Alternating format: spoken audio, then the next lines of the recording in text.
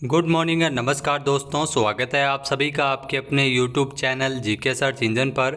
आज है 13 मई और 13 मई से रिलेटेड राजस्थान करंट अफेयर्स के जितने भी इम्पोर्टेंट क्वेश्चन हैं उन सभी को हम इस वीडियो में डिस्कस करने वाले हैं। तो पूरा वीडियो बहुत ध्यान से देखना और वीडियो के एंड में मैं आपसे एक क्वेश्चन पूछूंगा जिसका आंसर आप सभी को कमेंट बॉक्स में देना है। कल के वीडियो में मैंने आपसे एक क्वेश्चन पूछा था जो था प्रधानमंत्री इलेक्ट्रिक बस योजना के तहत उदयपुर जयपुर समेत प्रदेश के कितने शहरों को 500 ई बसें मिलेगी। तो प्रदेश के 8 शहरों में ई बसें चलाई जाएगी, यानी कि बी ऑप्शन यहाँ पर बिल्कुल सही था। जिन दोस्तों ने बी ऑप्शन कमेंट बॉक्स में सही जवाब दिया था उनको हार्दिक शुभकामनाएं। जी हाँ दोस्तों, पीएम ई बस योजना के तहत प्रदेश में 500 नई ई बसें मिलेगी जिसमें 8 जिले शामिल है, जिसमें जयपुर, उदयपुर, जोधपुर, कोटा, अजमेर, अलवर, भीलवाड़ा और बीकानेर को शामिल किया गया है। इसके अलावा उदयपुर जिले में प्रदूषण मुक्त डिपो बनाया जाएगा।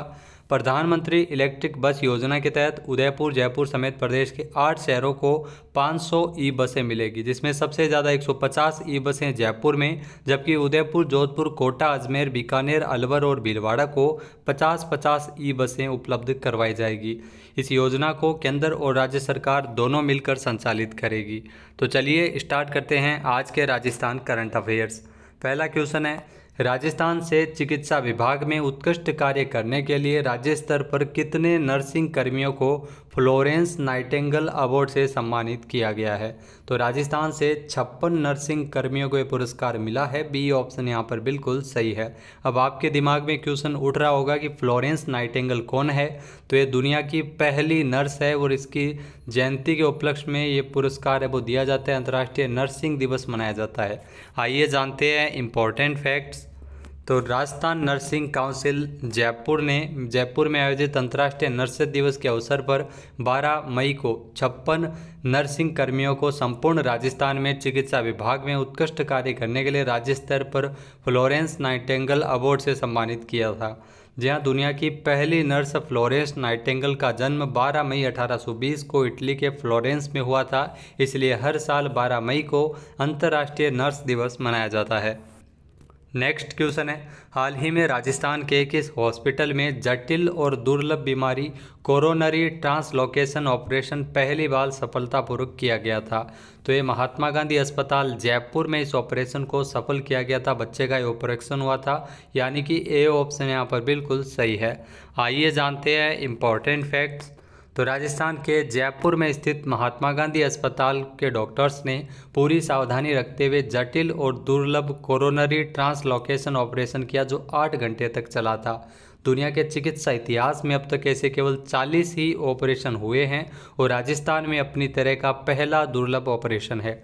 उसे हृदय से जुड़ी बच्चे के हृदय से जुड़ी जन्मजात विकृति अल्कार्पा यानी anomalous left coronary artery from right pulmonary artery नामक गंभीर बीमारी थी और उसके दिल में हृदय को शुद्ध रक्त और ऑक्सीजन नहीं मिल पा रहा था। इसे बच्चे को बार बार दिल के दौरे पड़ते थे और हृदय की जो कार्य क्षमता है वो मात्र 15% तक रह गई थी, जो अब बढ़कर 40% है। नेक्स्ट क्वेश्चन है, हाल ही में सूर्यनगरी जोधपुर का 12 मई को कौन सा स्थापना दिवस मनाया गया था। तो सूर्यनगरी जोधपुर का 12 मई को हाल ही में 566वां स्थापना दिवस मनाया गया था। ए ऑप्शन यहाँ पर बिल्कुल सही है। आइए जानते हैं इम्पोर्टेंट फैक्ट्स। तो सूर्यनगरी जोधपुर का 12 मई को 566वां स्थापना दिवस मनाया गया। 12 मई 1459 में राव जोधा ने मेहरानगढ़ दुर्ग की स्थापना के साथ साथ जोधपुर शहर बसाया था। जोधपुर हमेशा से ही मारवाड़ का सिरमौर बना रहा है। जोधपुर को ब्लू सिटी के नाम से जाना जाता है। मेहरानगढ़ है जोधपुर का आकर्षण के अंदर। जी हाँ, मेहरानगढ़ जो अविजित दुर्ग है इसे कोई भी नहीं जीत सका। मुगलों ने खूब प्रयास किए थे लेकिन सफल नहीं हो सके। ये करीब 5 किलोमीटर की दूर में फैला हुआ दुर्ग है जो 125 मीटर ऊंचाई पर स्थित है। प्रदेश का दूसरा सबसे बड़ा जिला जोधपुर आज भी कई ऐतिहासिक युद्ध और शौर्य गाथाओं को समेटे हुए है। ये जोधपुर ऐतिहासिक मारवाड़ की राजधानी हुआ करता था और थार का रेगिस्तान का जो प्रवेश द्वार भी इसे कहा जाता है।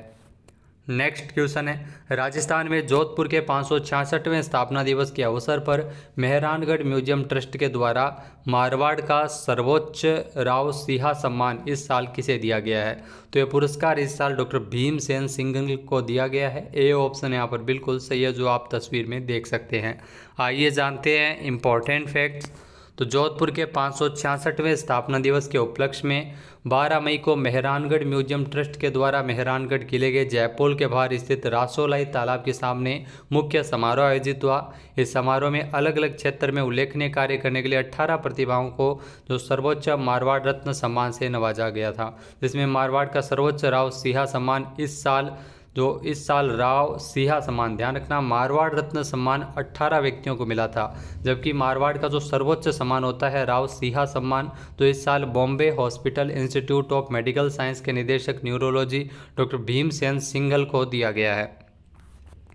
नेक्स्ट क्वेश्चन है, Rajasthan university of health sciences यानी RUHS के वाइस चांसलर कौन थे जिन्होंने अपने पद से इस्तीफा दिया है? तो Rajasthan university of health sciences के वाइस चांसलर जो डॉक्टर सुधीर भंडारी, जिन्होंने अपने पद से इस्तीफा दिया है, जो आप तस्वीर में देख सकते हैं। बी ऑप्शन इसका बिल्कुल सही है।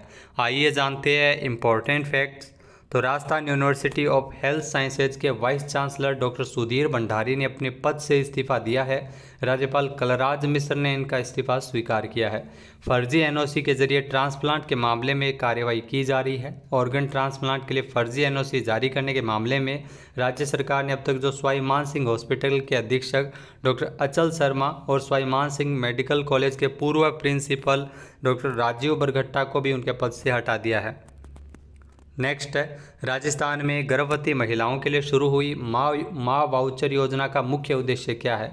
तो इस योजना का जो मुख्य उद्देश्य है वो निःशुल्क सोनोग्राफी की व्यवस्था करना है, यानी कि ए ऑप्शन यहाँ पर बिल्कुल सही है। आइए जानते हैं इम्पोर्टेंट फैक्ट्स। तो मुख्यमंत्री माँ वाउचर योजना जो राजस्थान में शुरू हुई है 8 मार्च से ऑफिशियल रूप से इसको राजस्थान के मुख्यमंत्री भजनलाल शर्मा ने शुरू किया है। चिकित्सा एवं स्वास्थ्य विभाग ने 12 भरतपुर और फलोदी में गर्भवती महिलाओं को निजी केंद्रों पर सोनोग्राफी के लिए मुख्यमंत्री आयुष्मान आरोग्य वाउचर योजना है जो लाई गई है।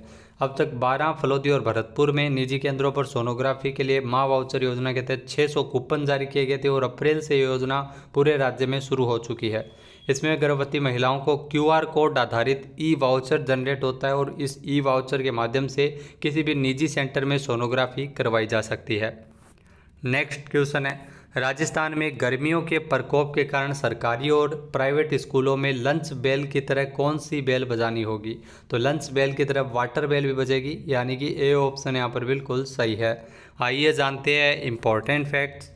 तो प्रदेश के कई जिलों में गर्मी का प्रकोप देखते हुए और आने वाले दिनों में हीट वेव की आशंका को देखते हुए शिक्षा विभाग में राजस्थान सरकार के द्वारा जो राजस्थान में शिक्षा विभाग ने गाइडलाइंस जारी की है। सरकारी और प्राइवेट स्कूलों में लंच बेल की तरह ही अब वाटर बेल बजाई जाएगी।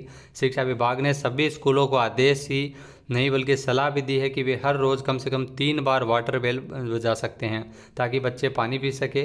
टीचर भी हर पीरियड में स्टूडेंट्स को अपनी बोतल से पानी पीने की सलाह देंगे और घर जाने से पहले स्टूडेंट्स को अपनी बोतल फिर से पानी से भरनी होगी ताकि रास्ते में उसे किसी प्रकार की दिक्कत न हो।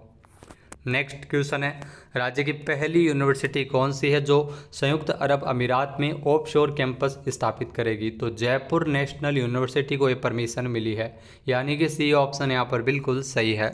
आइए जानते हैं इम्पोर्टेंट फैक्ट्स। तो शिक्षा मंत्रालय की ओर से जयपुर नेशनल यूनिवर्सिटी को दुबई संयुक्त अरब अमीरात में एक ऑफशोर कैंपस स्थापित करने की अनुमति मिली है।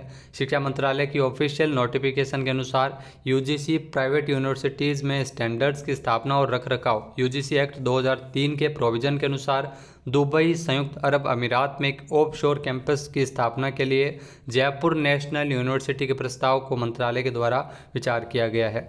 जयपुर नेशनल यूनिवर्सिटी JNU की स्थापना 22 अक्टूबर 2007 को राजस्थान की राजधानी जयपुर में की गई थी और यह एक प्राइवेट यूनिवर्सिटी है। नेक्स्ट है, भारत फ्रांस ने अभ्यास शक्ति का 7वां संस्करण कहाँ आयोजित किया जाएगा? तो 13 से लेकर 26 मई तक जो संयुक्त अभ्यास है शक्ति, जिसका आयोजन है वो मेघालय में किया जाएगा भारत और फ्रांस के बीच में, यानी कि ए ऑप्शन यहाँ पर बिल्कुल सही है। आइए जानते हैं इम्पोर्टेंट फैक्ट्स। तो भारत और फ्रांस का जो संयुक्त अभ्यास शक्ति का 7वां संस्करण है जो आयोजित किया जाएगा मेघालय में 13 से 26 मई तक। 7वां संयुक्त सैन्य अभ्यास शक्ति जो भारतीय सेना और फ्रांसीसी सेना के बीच उमरोई मेघालय में आयोजित किया जा रहा है।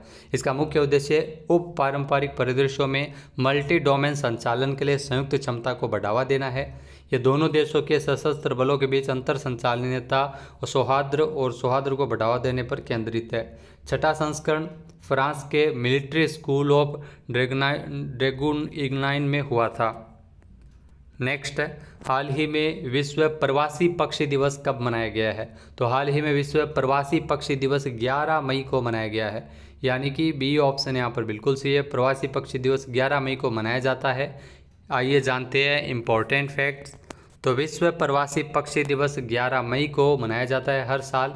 2024 में विश्व गोलार्ध में प्रवासी पक्षी की चक्रीय प्रवृत्ति के अनुरूप विश्व प्रवासी पक्षी दिवस 2 दिन यानी 11 मई और 12 अक्टूबर, ये ध्यान रखना इम्पोर्टेंट है, 2 दिन मनाया जाएगा इस साल। 11 मई और 12 अक्टूबर को भी ये मनाया जाएगा। 2024 में विश्व प्रवासी पक्षी दिवस जो अभियान प्रवासी पक्षियों के लिए कीड़ों के महत्व पर ध्यान केंद्रित करेगा और कीड़ों की घटती आबादी से संबंधित चिंताओं को उजागर करेगा। अब बात करते हैं आज के हमारे क्विज के, जिसका आंसर आप सभी को कमेंट बॉक्स में देना है। तो आज का क्विज है, राजस्थान की दूसरी मल्टी डिसिप्लिनरी रिसर्च यूनिट कहाँ खुलने जा रही है? एक बार फिर से सुनिएगा, राजस्थान की दूसरी मल्टी डिसिप्लिनरी रिसर्च यूनिट कहाँ खुलने जा रही है? सही आंसर आपको कमेंट बॉक्स में देना है। और अगर ये वीडियो आपको पसंद आए तो इसे लाइक और शेयर करना बिल्कुल न भूलिएगा। चैनल पर नए जुड़े हो, सब्सक्राइब नहीं किया है तो भी सब्सक्राइब बटन पर क्लिक करें। इस वीडियो की जो PDF फाइल है वो आप वीडियो के डिस्क्रिप्शन बॉक्स से डाउनलोड कर सकते हैं और इस क्वेश्चन का आंसर आप वोट करके भी कर सकते हैं। वीडियो देखने के लिए धन्यवाद। जय हिंद, जय भारत, जय राजस्थान।